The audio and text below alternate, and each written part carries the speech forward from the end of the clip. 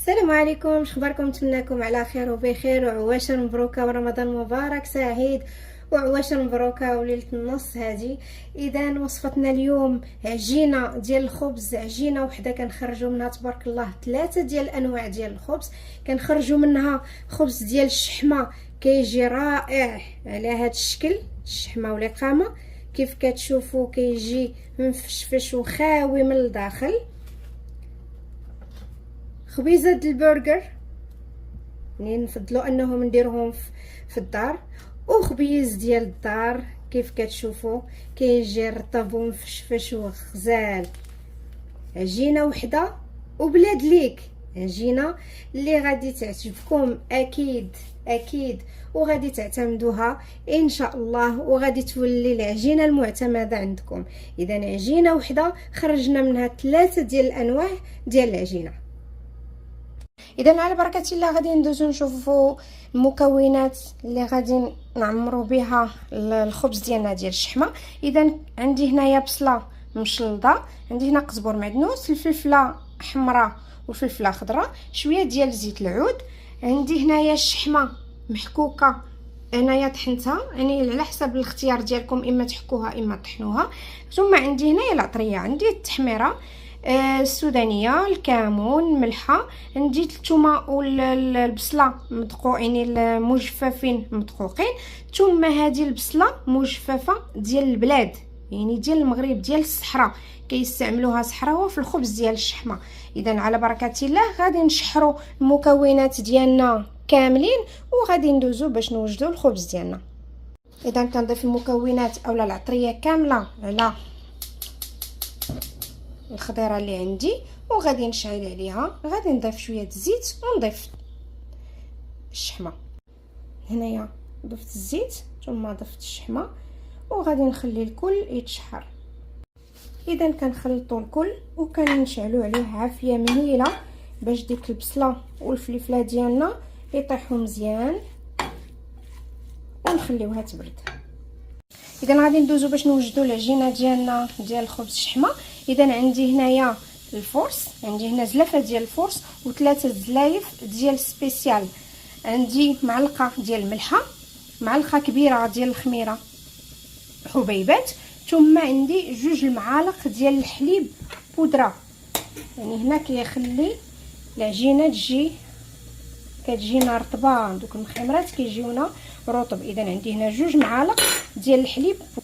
كيف قلت غادي نضيف معلقه ديال الخميره حبيبات، عندي الملحه على حسب الكميه اللي عندكم ديال الدقيق، ثم غادي نضيف 1 المعلقه كبيره ديال العسل. هنا العسل كيعطينا واحد التحميره لدوك المخمرات ديالنا، وعندي 1 المعلقه ديال الزويته بلديه. الزويته كتعطي للمخامر واحد الطراوه كيبقاو فتين. اذا هادو هما المقادير، عندنا سبيسيال مع الفورس، عندنا الخميره حبيبات، عندنا 2 المعالق ديال الدقيق ديال الحليب بودره، معلقه ديال العسل، معلقه ديال الزويته بلديه، ثم الملحه على حسب كيف قلت على حسب الكميه ديال الدقيق. هنا الكميه ديال العجينه على حسب الكميه ديال الافراد وعلى حسب الكميه اللي بغيتو ديروا نتوما ديال العجينه. اذا غادي نخلط العناصر اللي عندي هنا كامله بحال كنبسبسوا داك الطحين بديك الزويته والعسيله اللي عندنا. هنا هاد المخامر ما كندلكوهمش، يعني كان كيف شفتوا انا درتهم في واحد البانيو ديال بلاستيك غليظ، يعني هو فاش كنعجنهم وكنخليهم مره كيخمروا، كنديغازي هذاك الهواء يعني اللي فيهم، ثم كنرجع كنغطي عليهم بالفيلم اليمونطير وكنخليهم عاوتاني يرتاحوا. هنا العجينه كل ما ارتاحت كل ما كتجينا مزيانه. اذا هنا كتشوفوا يعني كنبسبس كامل الخليط وغادي نخلطو بالماء دافي، وها نتوما معايا. اذا كنخلطو العجينه ديالنا. هنا العجينه كتكون خفيفه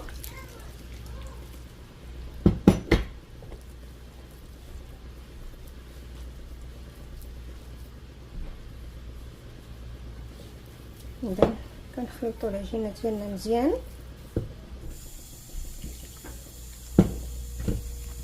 هنا لان سبيسيال اولا سميده الا كتستعملوا يعني كتشرب، يعني كنخليوها شويه خفيفه. اذا غادي نكمل العجينه ديالي وغادي نرجع معكم باش تشوفوا القوام ديالها. اذا هنا ساليت الجميع ديال العجينه ديالي كيف كتشوفوا كتجي خفيفه كتلصق. غادي نغطي عليها واحد الفيلم اليمونطير وندير واحد الفيطه اولا منيدل باش نرد عليها الصهد ونخليها تخمر.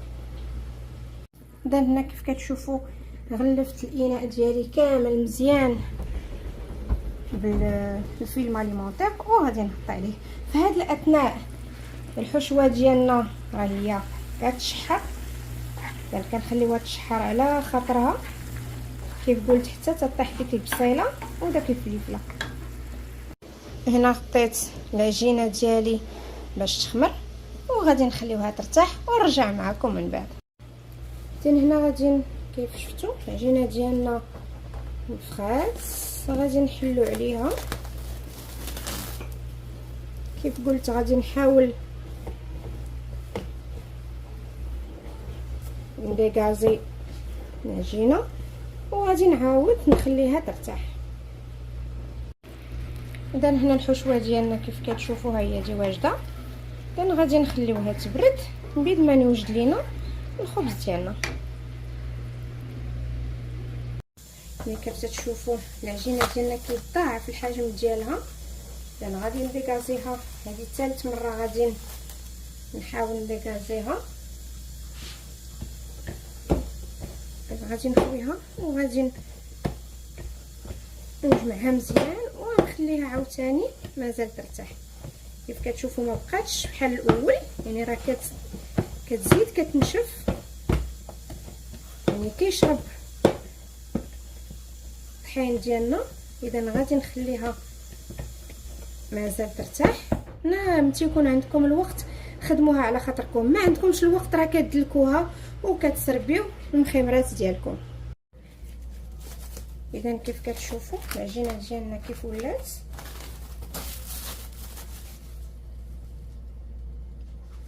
كلها خمره. اذا كيف كتشوفوا كلها فقاعات، يعني بحال الدلكات وما بقاتش كتلصق بحال في الاول. يعني هذاك الماء شربات القياس ديالها وبقات خفيفه. اذا كنحاولوا نديكازيوها مره اخرى، بهذه المره غادي نشكلوا الكويرات ديال المخمرات ديالنا. اذا كناخذوا واحد شويه ديال الطحين وغادي ندوزو فيه داك العجينه ديالنا باش يسهل علينا نشكلوا الكويرات. اذا غادي نشكلهم كويرات صغيورين، يعني غادي يجيهم غير مخمرات صغارين، يعني ماشي كبار. كيف كتشوفوا هذا القياس غادي نحاول نشكل كل وحده كويرات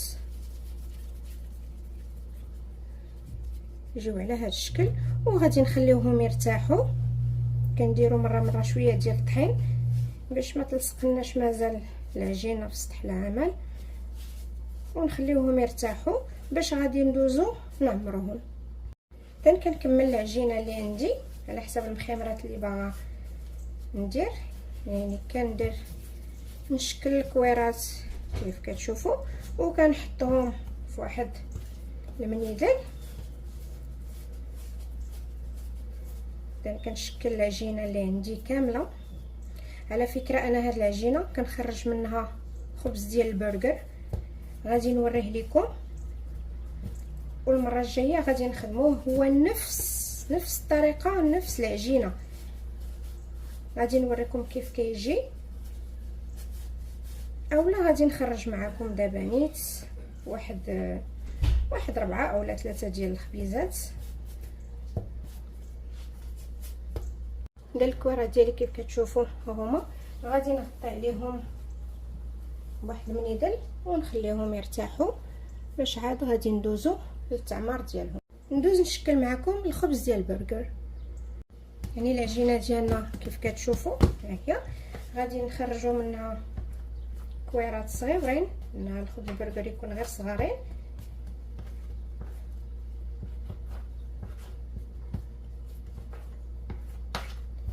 غادي ندير واحد 4 ديال الخبيزات اولا 5.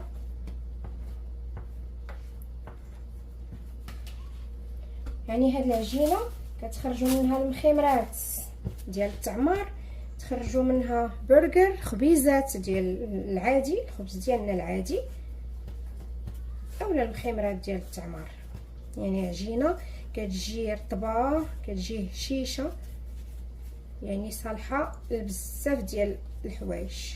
اذا هنا الخبيزات غادي نحاول نصغر منها باش ما يجينيش خبيزات كبار، جبنا غير صغيرين،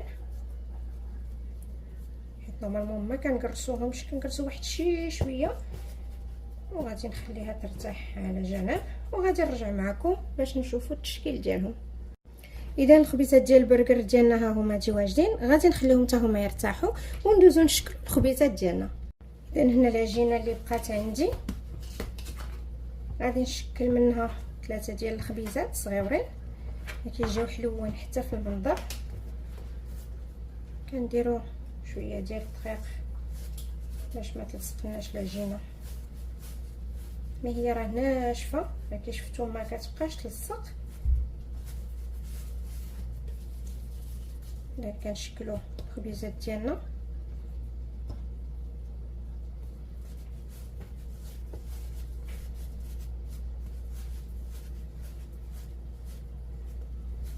اذا كي شفتوا العجينه ديالنا خرجنا منها خبز الشحمه، خرجنا منها خبز البرجر، ثم خبيزات عاديين. هنا الا بغيتو يجيكم قياس واحد كديروا الميزان كتعبروا. انا كندير عيني ميزاني، ما كنستعملش الميزان. كيقدروا يجيو مفاوتين واحد شويه اولا قد. اذا الخبيزات ديالنا ها هما غادي نخليهم حتى هما يرتاحوا واحد شويه ونرجعوا نقرصوهم مجموعين. اذا غادي نبداو بالتشكيل ديال الخبيزات ديالنا هما الاولين. كناخذوا واحد شويه ديال السميد اولا سبيسيال، نحاولوا نقرصوا الخبيزات ديالنا.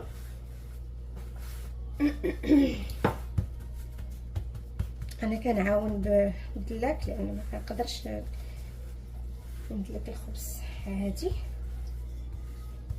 الحمد لله على نعمه الصحه. اذا كندير لهم شويه ديال الدقيق،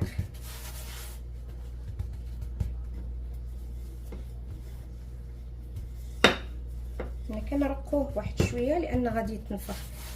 اذا هنا عندي الطاوه ديالي ديجا دايره فيها الورق الغذائي وورق الطبخ، وغادي نوضع الخبيزات ديالي هنايا. اذا شكلنا الخبيزات ديالنا، غادي ندوزو باش نشكلوا الخبيزات ديال البرجر. كيف كتشوفوا ما تنقرصوهمش بزاف، كنضغطوا عليهم غير واحد شويه من الجناب وكنخليوها هكا ونوضعوها في الطاوه.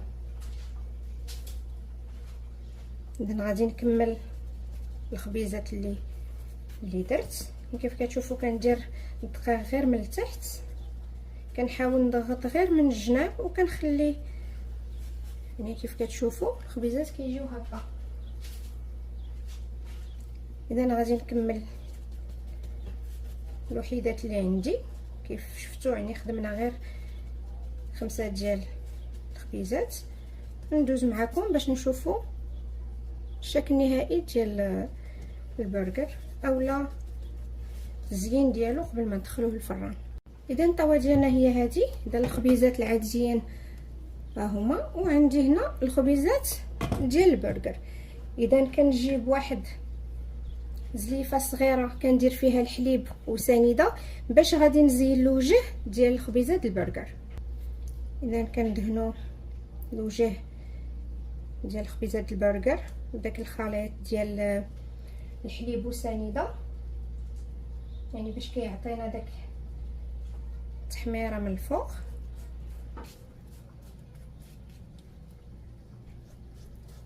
هنا ممكن حتى الخبز ممكن ندهنوه بالحليب وسنيده، ولكن انا نفضل نخليه عادي. وعلى فكره ديجا فيه العسل، يعني راه تيكون محمر. غير هادو البرجر باش يعطينا تحميره اكثر غادي ندهنوهم كاملين بهذا الخليط. كيف قلت الحليب وسنيده، ما توفرش الحليب كنديرو غير الماء وسنيده. وغادي ندوز باش غادي نزوق الوجه ديالهم. اذا عندي هنايا الزنجلان الابيض، يعني غادي نزوق الوجه ديال واحد 3 الوحيدات بالزنجلان الابيض، والاخرين غادي ندير لهم البافو. الاخرين غادي ندير لهم شويه ديال البافو.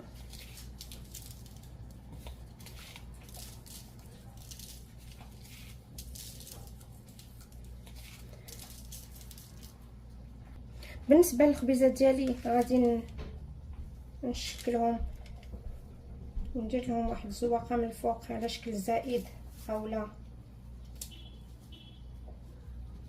بيضات صغير باش كنزوقوا الوجه ديال الخبيزه. ممكن تخليوهم بلاش. اذا كيف كتشوفوا الخبز ديال البرجر ديالنا ها هو، الخبيزات ديالنا العازين ها هما. غادي نغطيو عليهم نخليهم واحد شويه يخمروا ثم الى الفران. اذا شعلت على الفران باش يسخن باش نطيبوا الخبز ديالنا. غادي ندوز باش نشكل الخبز ديال الشحمه. اذا كناخذوا واحد شويه ديال الطحين، كنحاولوا نطلقوا الخبيزات ديالنا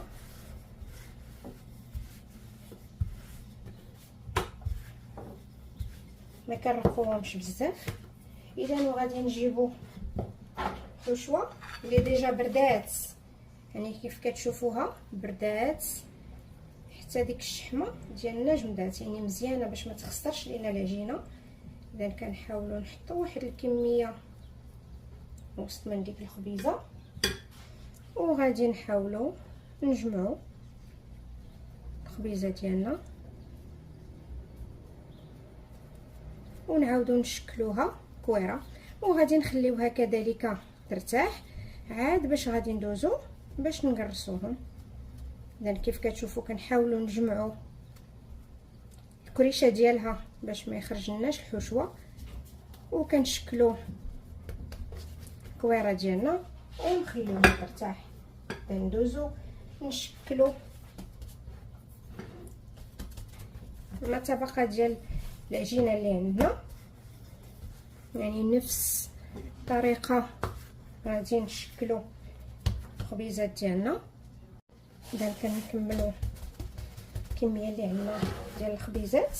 كنعاود معكم عمره ديال الخبيزه.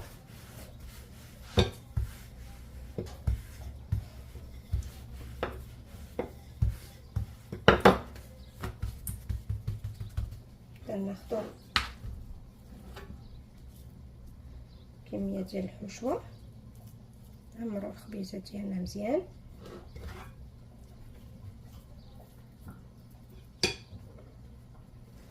ونغلقوا عليها نشكلوها كيف قلت كويره لا خبيزه. اعتذر.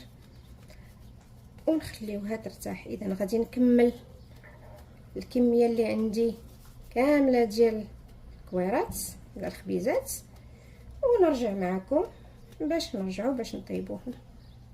اذا كيف قلت غادي نكمل العجينه اللي بقات عندي. غير واحد الملاحظه، واخا تشوفوها دابا ناشفه راه غير جامده الشحمه، ما هي راه ميدمه، يعني غتعطينا لدام المخيمرات ديالنا. يعني هذا غير الشحمه راه هي جمدات، يعني ملي بردات حنا كنخليوها تبرد كيف قلت باش ما تخسرش لينا العجين ديالنا. ما هي راه ميدمه، يعني غتعطينا لدام مازال. اذا غادي نكمل كيف قلت الكميه اللي عندي ونتلاقاو من بعد. هنا غادي نوريكم عاوتاني طريقه اخرى لتشكيل الخبيزات ديال الشحمه ولا خبز الشحمه ولا مخامره الشحمه. اذا كنحاولوا نطلقوا هنا كناخذوا جوج ديال الكرصات كنطلقوهم مزيان في القياس اللي غادي نديروا بهم المخمرات ديالنا ما يجيوناش غلاطين. كنطلقوا الكره الاولانيه غادي نخليها على جنب وغادي ناخذ الكره الثانيه حتى هي غادي نطلقها. هنايا الكرات يكونوا قد قد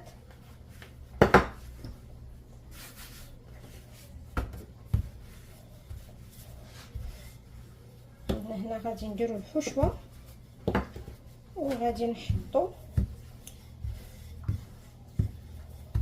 طرف على طرف وغادي نحاولوا نجمعوهم. هنا طريقه مختلفه على الاولى اللي شفنا.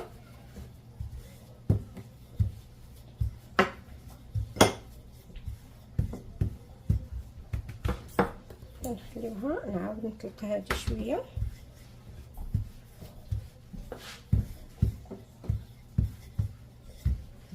ملي كتشوفوا العجينه طايعه ما كتجمع ليناش العجينه يعني كتجي ناجحه وكنخدموا بها شي حوايج.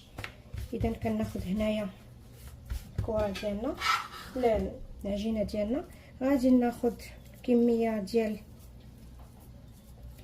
الحشوه خلاص اللي بقات انا كملت اللي عندي. اذا غادي ناخذ هنا غادي ندهنها على الوجه ديال ديك الخبيزه كتشوفوا وغادي نجيب ونحطها على وجهها وغادي نحاول نسد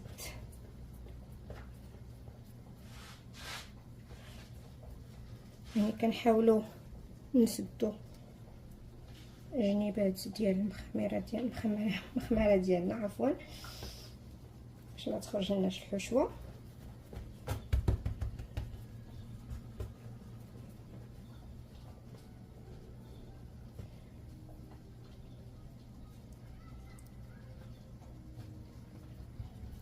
هنا العجينه كتلصق على بعضياتها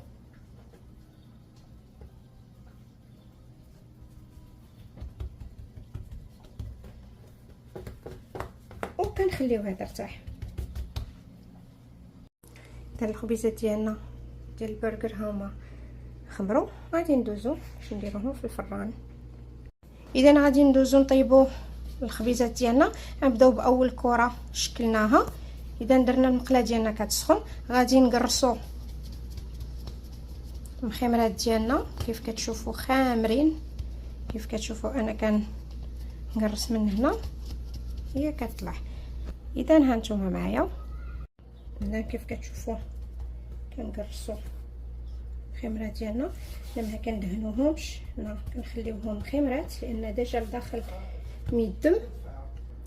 اذا كنحاولوا نقرصوهم غير بشويه باش ما يتقبوا ليناش لان كتشوفوا كلها يعني خمره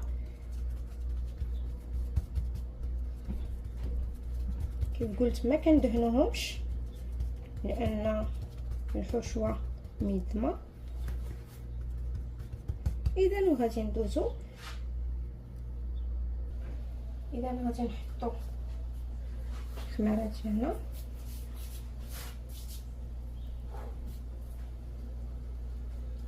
كنطيبوهم بالشكل ديال المخامر العاديين يعني كنخليوها غير واحد شويه غير حدها كتاخد شويه سخونيه وكنقلبوها. يعني هنا غادي نحاول نقلبها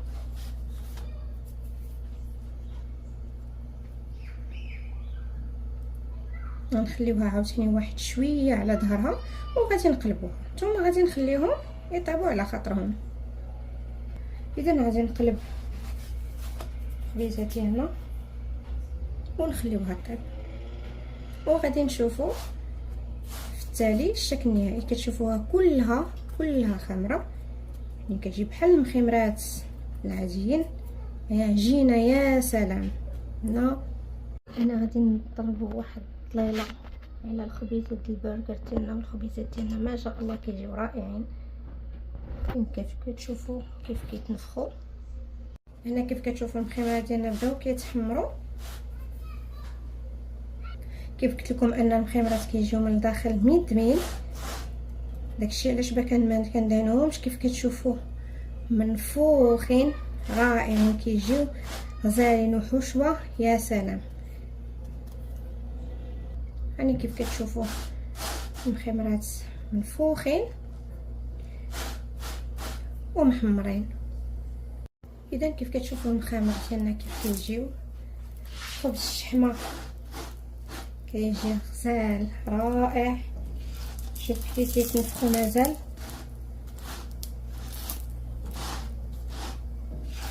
شوف كيجيو منفوخين ومحمرين.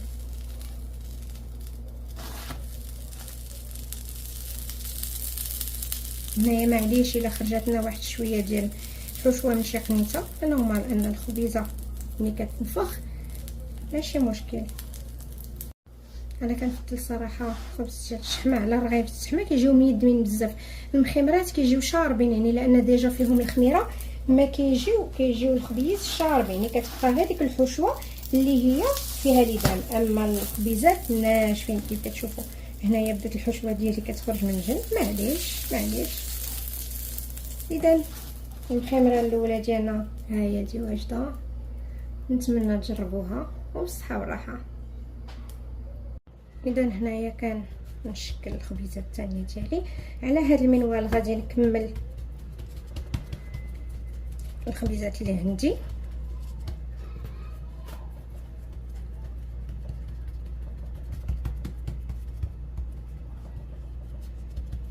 كي شفتوا كنعاود نقولها، العجينه كتجينا رائعه طايعه، ما كتجمعش كيف ما شكلتيها كيف ما كتبقى. وبلا دليك بيان سور كنخليوها غير كترتاح، يعني كدلك راسها براسها. يعني هذيك انها كتخمر وكنديكازيوها تخمر ونديكازيوها تما، هذاك هو السر ديال العجينه ديالنا. اذا غادي نديرها طيب.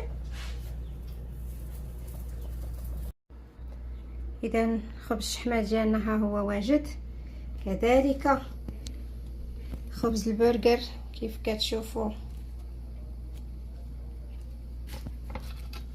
كيجي محمر ومفشفش، كيجي غزال ناجح نفس العجينه. كذلك الخبيزات ديالنا، شوف الخبيز كتيجي رطب. المخمرات ديالنا ها هما. اذا كيف كتشوفوا المخمرات ديالنا كيف كيجيو رائعين. شوف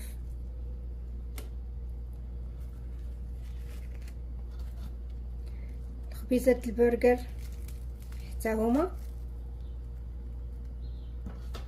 والخبيزات ديالنا. اذا دابا خصنا غير شي برادتاي من نعناع وناكلوا هاد المخمرات اولا الخبيزات ديال الشحمه. نتمنى العجينه بطريقتي تعجبكم وتريحكم وتجربوها وتنتفعوا بها، واكيد غادي تبداو تعتمدوها. الصحه والراحه، ونتلاقاو في فيديو جديد.